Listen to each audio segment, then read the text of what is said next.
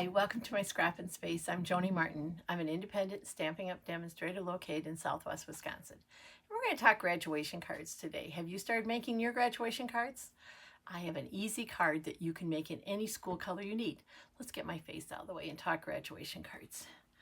When I design a graduation card each year, I look for a design that I can change up the card base to reflect the school colors, especially for high school graduations. And in our area high schools around here are primarily orange and black, red and black, or my hometown where we live is all about blue. So that's the first thing I do. And the easiest way to do that is pair it with some kind of neutral print, like a black and white. And this print, sometimes you have to look like, what print could I use? Where would it be? Guess where I found my print? Yes, I bet you don't look at this paper and the first thought is, that's going to make a great graduation card. But remember, our paper has two sides. And check this out. Any kind of black and white overall grid pattern is perfect for this kind of card. This paper pack is Lovely Garden, but you know you're going to find supply list, measurements, and directions on my Scrappin with Joni blog. Then the next thing I went searching for was a stamp set you can use for graduation. And I'm actually using two. And right now, if you're looking online at Stampin' Up, you'll actually find 3 stamp sets that have something we can use for graduation. So for the front, I grabbed School Days, and I'm using the congratulations and the hat. And then for the inside, I snagged, and this is a great graduation set that carried over. It's called Cap and Gown, and I took just this one. All of the hard work was worth it, and put that on the inside. So what do you say we make a card, and I'll show you the other pieces I use as we go along.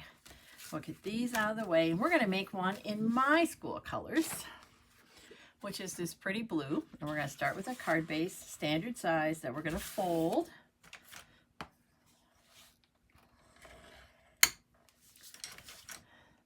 And then we're going to talk about the embossing part. I'm going to just get some extra pieces out of the way here. We're going to need these 2 pieces. So here's my paper. This is a standard card mat 4x5 1/4. And again, here's that pretty floral paper.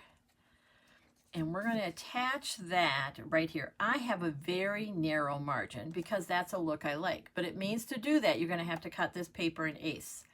If you're like some friends of mine and you don't want to cut paper to 1/8 of an inch, cut it to 1/4 of an inch. So rather than going down 1/8 from the size, go down 1/4. You'll just see more of the black, and that will work too. Now we're going to run this through our cut and emboss machine. So I'm going to reach for, I'm just moving my paper out of the way here. I'm going to reach for a tape runner rather than the multi-purpose glue. And we're going to use that too. But when you're running something through the embossing machine, you're putting a lot of pressure on it, and you don't want too much pressure pushing that glue where you don't want it. So by using the tape runner, I know the adhesive's going to stay where it is. And we're going to line this up. Remember I said I have just a narrow margin, and by knowing that ahead of time, I can start out just in those corners, and I have that. And so now we're going to emboss both this card front and our envelope flap. And I chose Forever Plaid. If you've been watching me, you know I love this embossing folder. But I also felt it kind of mimicked the print there. And when I get an embossing folder, I label it with the name and what we might call the recipe or the sandwich that we want to use. And for this one, we want to use plates 1 and 4. So we're going to first emboss this one. And I'm going to set it in here. And what I want to make sure is that it's not too close to the edge. I want the whole thing to be embossed. So we're just going to kind of set it there. I have embossing still all the way around it, so that's going to be fine. I'm going to grab my cut and emboss machine. I love that the sides go up and down. It really helps give me just a touch more space on here. And plate 1 is the plate we're going to use every single time. And then I'm going to put this in. I'm going to go fold first, and I'm going to make sure that Stampin' Up logo is on top. And then plate 4 in this system is the gray. And then we're just going to run it through, just like that. And this isn't going too far because we're going to use it again. But now I have great texture on this paper. It just steps it up, and look how quick and easy that was.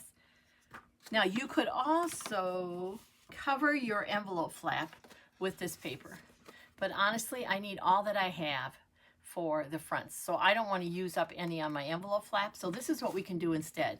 And really this is quicker than using paper. We're going to emboss just the envelope flap part. So to do that, plate 1 is going back in our machine, and then I'm going to line up, let's see if I can show that to you, where the embossing folder, not the folder ends, but where kind of the lines end, where it quits embossing, with the fold here. So I can see the end of my lines, and they are right at the envelope fold. I'm going to put that in further. Let me show you what I'm doing. It's going to look like this. So the folder's actually going off and the envelope's going off, but that's going to be okay. And then we're going to set that on here. Oops, let me move this so I'm not hitting anything, sorry. And we're going to roll that through. And that's all it's going to take. Yes, it's going to make that noise because we're coming off the end of the folder, to emboss both an envelope flap and our card front. There we go. Forever Plaid. Now, any overall embossing folder would work for you. I just happen to love Forever Plaid. But there we go. Our envelope's already done. Now, on the front of here, we're going to attach this. As you can tell from the back, this is heavily embossed. This is a perfect use for your multi-purpose glue because it's going to get in those crevices and really hold it. This is not the best place for a tape runner. It's going to kind of glide over the top, and I'm going to be pretty generous with my glue. But what I'm not going to do is get too close to the edge. Can you see I've left about 1/4 of an inch all the way around? That's so when I push it down, the glue doesn't come out on my card base. And again, this card front is going to work with any of our amazing Stampin' Up colors. And we were looking the other day for a color combination. We did this card in class, and someone needed for an area school that was more of like a burgundy and a gold. And we did it. We paired Cajun Craze with crushed curry, and she got the school colors for a card she was sending. Because again, we're starting with black and white, and it works with everything. Now on the front, as I said, I stamped from school days. This tag is Nested Essentials, and nested meaning I have different sizes, so I can go up. All right. And I'm going to use dimensionals on those. If you haven't used dimensionals, think of like sticky foam, and it comes off the paper sticky, and then we're going to peel the back. Now notice where I'm putting my dimensionals. I'm not putting them around the outside, and I'll explain why in just a second. So we're going to peel the backs off, and we are going to just stick them in a little bowl. That contains them. My friend Jennifer taught me this trick, and today's her birthday. So if she's watching, happy birthday, Jennifer. And then I'm going to pop it right here. Now the reason I put those dimensionals in the middle was because I want to put another row on the back of here, but I don't want a double row. So like I don't want to put dimensionals here because then I'd have one on top of the other, and that may make it too thick to use standard postage. But if I put them away from where the other dimensionals are, so now I'm putting it on the outside because the other set is running through the center. When you actually put this in an envelope, and close it, it will go to the width of one dimensional because they're not on top of each other. So it just is a way to get a little more height without feeling like you're going to end up paying for extra postage. Now the other thing I would point out is I made my card going across, but you could do the same card and just go this way. That would work too. It's just I know how I'm doing the inside, so it's going to go across. But either way would work. There we go. And then for the inside, I stamped, as I said, all the hard work was worth it, and that was from Cap and Gown. And we're going to add just a scrap of this paper. And you could put it across the top like I'm doing. You could put it down the side like I did here. What it does is it brings the front of the card to the inside. It just finishes it a little bit more. Show someone what an amazing card maker you are. And that's going to go here. And I have it slightly longer because I struggle with arthritis in my hands, and this just gives me some handles that make it easier to hold on to. I'm going to make sure this is at the top of my card. I'm going to flip my card over and trim using my card base as my guide. This is a card you could make a lot of in a relatively short time if you have a lot of graduation parties to get to. We live in a small rural community, and you know, we have lots of family around here, so we end up going to quite a few graduation parties. So it's good to have a stash of graduation cards on hand. There we go. And one of our goddaughters is graduating from college next month. I'm going to do something a little extra for that one. All right.